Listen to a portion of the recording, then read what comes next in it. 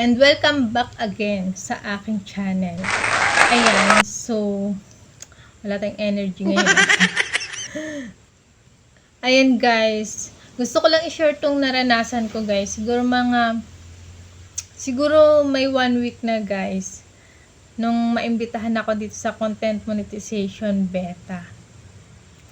Ayan guys, so ang daming naghahangad nito guys. Thankful talaga ako kasi isa ako sa na-invite dito. Ayan, bago mag-end ang lahat ng mga tools ni Meta sa August 31. At ito na nga lang content monetization beta daw ang matitira. Ayan. Nung maimbitahan ako dito guys, nawala na lahat yung mga tools na naka-unlock sa aking monetization. Kagaya ng ads on reels, ayan guys.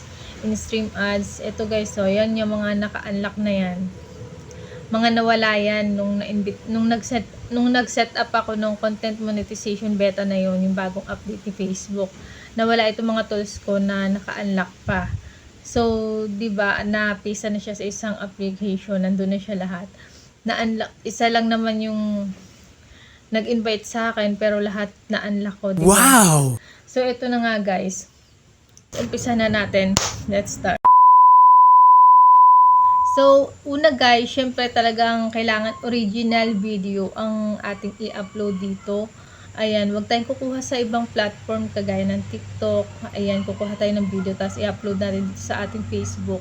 So, hindi talaga tayo maimbitahan guys pag ganun yung ating mga content kasi hindi natin pinaghirapan yun, in-upload lang natin sa ating account. Ayan guys, kailangan ikaw yung mismong nagsasalita doon sa video. Ayan, ganito, nakaharap kang ganyan. Parang kinakausap mo lang sila. Ayan. Then, tiyaga lang ang kailangan, guys. Medyo kailangan ng konting effort. Puyat. Ayan, napupuyat ako sa pag-i-edit. Hindi naman kahirapan. Pero, syempre, napupuyat sa pag-i-engage. Ayan, guys. Engagement is the key. Ayan, guys, gawin nyo yan. Talagang sobrang subok ko na yan. Napaka dali natin makakuha ng mga views kapag tayo nakikipag-engage. Then, syempre guys, kailangan natin maging consistent dito.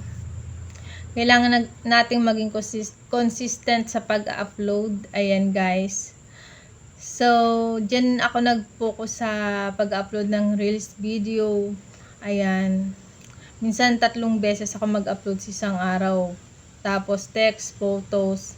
Ayan guys.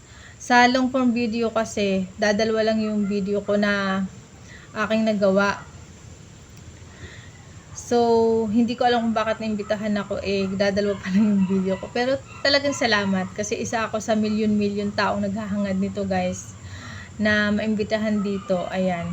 Kahit konti pa lang ang kitaan dito, at least, hindi na ako mag-iisip kung paano ma-unlock yung mga tools ni Meta. Ayan, sa monetization. Focus muna kayo guys sa paggawa ng Reels video. Then, syempre, mag-upload tayo ng text photos. Ayan. Pero hindi ko naman sinabi na pabayaan nyo ang long form nyo. Kung may pang-upload kayo sa long form nyo, go lang. I-upload nyo lang. Ayan guys. So, ako kasi nag-focus ako sa Reels video. Kasi alam nyo naman, di ba, ang karamihan sa mga manonood sa viewers and followers natin dyan, ang hinahanap yung maikling video lang, yung maikli lang para agad matapos. Ayan guys, kasi 'di ba, mainipin din tayo, gusto natin yung agad na papanood. Yung panonoorin natin video medyo maikli lang. Ayan. Then syempre nakapag-engage na tayo noon. Engage ka lang ng engage guys. Huwag kang mag-alala kung hindi ka nila balikan. Yung pag-engage mo sa kanila guys, hindi naman yun para sa kanila kasi hindi tataas yung engagement nila, hindi sila yung mawawalan. 'Di ba? Kapag ikaw nakapag-engage ka, sila yung mawawalan kung hindi ka nila balikan. Kasi ikaw yung tataas ang engagement hindi naman yung sa kanila kasi hindi ka nila binalikan. Ayun guys, engage ka lang, engage guys. Huwag kang mag-alala kung hindi ka nila balikan. Basta sa pag-engage mo, alalahanin mo na yung engagement mo ang tataas, hindi yung sa kanila. At ito pa nga guys, kapag nag-upload kayo ng Reels video ninyo, i-share nyo sa inyong story. Ayan lang yung ginagawa ko paulit-ulit lang yan. sa araw-araw. Pero, syempre, limitahan din natin ang pag-share sa story. Ayan, baka naman tayo magkaroon ng violation. Kasi pag sunod-sunod, di ba, alam mo naman si Meta. Ayaw niya ng sunod-sunod. Gusto niya yung may limit kasi parang naabuso na yung platform niya. Ayan, sa mga emoji nga, bawal kapag puro emoji yung i-comment mo, di ba? Ayan. At ang payo ko lang guys, kapag manood kayo ng video, tapusin nyo talaga. Para yun talaga guys, ang totoong pag-engage natin. Yung tinatapos natin yung video. Ayan. Kasi mahirap kapag hindi nyo tapusin yung video, madedetect ni Meta na fake engagement yung ginagawa nyo. Ang tunay na pakikipag-engage guys, yung tinatapos nyo ang video. Then, syempre, saka kayo magko-comment yung related sa video na napanood ninyo. Saka kayo magre-react. Ayun guys, then i-share nyo kung nagustuhan nyo yung video.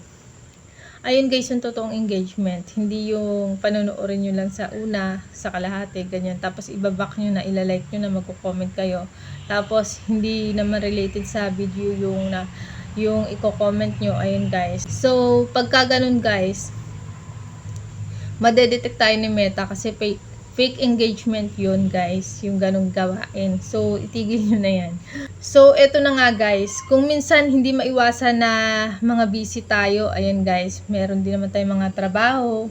Ayan, yung iba, yung mga mamis dyan, maraming gawain sa bahay. Ayan, lalo na kapag may mga batang maliliit. Ayan guys, so, kapag ganun guys, kahit isang video lang, ipakita nyo lang kay Meta na active yung account nyo. Yan, kahit isang video lang sa isang araw.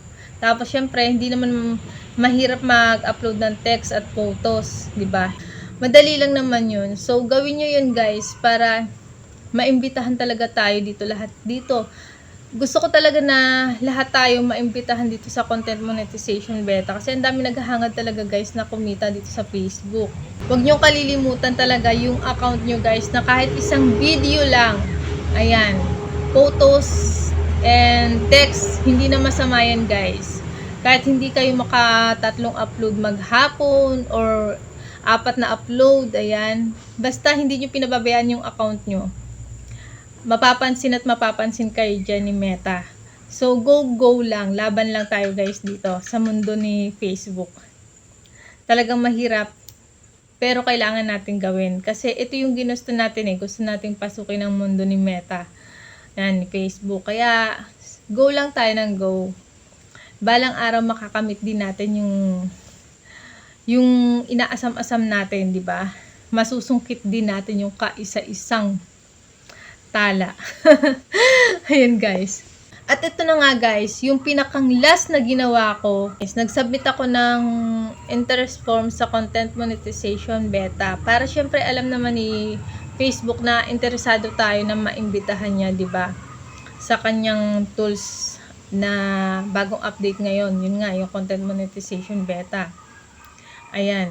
So, kailangan din nating i-set up yan kahit may mga ads on Reels kayo, in-stream ads. Kasi guys, pero pag-isipan nyo rin, bago kayo mag-upload nga pala, bago nga pala kayo guys mag-set up dito sa content monetization beta, kailangan yung linisin yung account nyo. Kung may mga ginamit kayong background music, kung mayroon kayong video na hindi naman sa inyo, guys, sinasabi ko sa inyo, kapag naka-set up na kayo nitong content monetization beta guys, at ganyan yung mga in-upload nyo, pag na-detect yan at ni-review nga yan, guys, ni Facebook, maaaring ma-demonetize kapag nakaset up na tayo ng content monetization beta. Maaaring mawala din sa atin yung tools na yun.